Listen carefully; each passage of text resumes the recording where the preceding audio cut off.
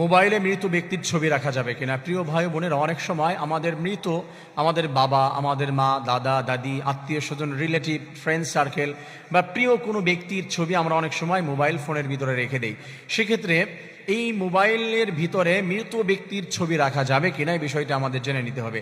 শরীয়তের পক্ষ থেকে কোনো নিষেধাজ্ঞা রয়েছে কিনা? মনে রাখবেন, শরীয়তের পক্ষ থেকে ডিরেক্টলি নিষেধাজ্ঞা আসে নাই, কিছু শর্ত সাপেক্ষে।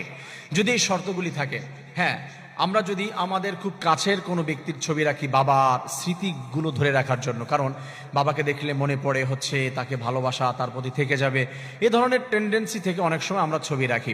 যদি কারণগুলি থাকে, তাকে দেখে খুব বেশি কান্নাকাটি করে, যেটা শরীয়তে নিষেধ করা হয়েছে, মৃত ব্যক্তির জন্য খুব কান্নাকাটি করো না।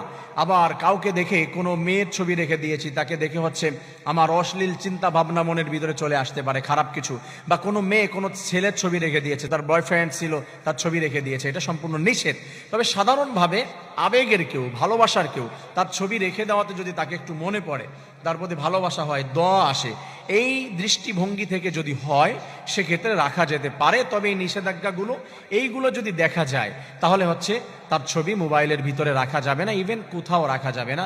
কান্নাকাটি করে বা তাকে দেখে ভয় পায়। অনেক কিন্তু আছে যে দাদার ছবি রেখে দিয়েছে, আপনার বাবার ছবি রেখে দিয়েছেন, আপনার ছেলে বা আপনার মেয়ে তাকে দেখে ভয় পাচ্ছে, বা ব্যক্তিটা অসুস্থ হয়ে যাওয়ার পরে চেহারা বিকৃত হয়ে গিয়েছিল, বা মৃত্যুর সময় তার চেহারাটা বিকৃত হয়েছে, এই ছবিটা আপনি রেখে দিয়েছেন। মাঝে মাঝে আপনার ছোট্ট ছোট্ট ছেলে মেয়েরা, আপনার সোনামণিরা দেখে বা আপনি দেখেন, সেক্ষেত্রে আপনার হচ্ছে ভয় লাগতে পারে, প্রবলেম ক্রিয়েট হতে পারে। এই দৃষ্টিতে যদি প্রবলেম হয়, তাহলে সেক্ষেত্রে মৃত ব্যক্তির ছবি ফোনের ভিতরে রাখা যাবে না। ভিতরে আপনার প্রোফাইলের ভিতরে বা আপনার হচ্ছে কোনো অ্যাপসের ভিতরে, গুগল ড্রাইভে, গ্যালারিতে আপনি রেখে দিতে পারেন, মাঝে মাঝে দেখতে পারেন। সেক্ষেত্রে সরাসরি নিষেধাজ্ঞা এভাবে আসে নাই। আশা করি বিষয়টি বুঝতে পেরেছেন। আল্লাহ তাআলা বুঝে আমল করার তৌফিক দান করুন, আমিন।